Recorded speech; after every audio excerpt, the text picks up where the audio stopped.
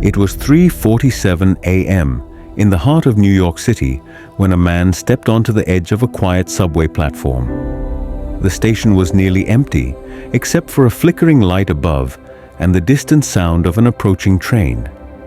He stood still, staring into the tunnel, his eyes hollow, his hands shaking. No one knew his name. No one noticed his pain. But that moment, he had made a decision that would change everything. Just as the light of the train began to glow in the distance, a voice called out from behind, "Don't do it, please." It wasn't loud, but it was firm, desperate and real. The man turned. A homeless stranger, wrapped in layers of torn clothes, looked him in the eye and said, "You don't know me, but I've been watching you. Every night. You stand here like you're fighting something. I sleep nearby, and I notice things. You look like someone who has a purpose, even if you've forgotten it." That moment, that one unexpected sentence, pierced deeper than any therapy, any medicine, any advice ever could. The man stepped back from the edge. He didn't speak. He simply nodded, sat down on the cold bench, and cried for the first time in years.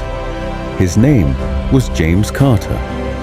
10 years ago, he had been one of the brightest minds at MIT, obsessed with solving the world's food crisis. He had built a system powered by AI that could reduce food waste and deliver excess supplies to poor areas. But dreamers get tired. Rejections from investors piled up. His startup failed. His relationships collapsed. Creditors came knocking. The dream that once kept him alive now haunted him. He was done, until a man with nothing reminded him he still had something to give. That night, James didn't sleep. He went home to his small rented room, pulled out an old notebook, and reopened the code he had abandoned. Something had shifted. This time, he wasn't building for success. He was building to survive.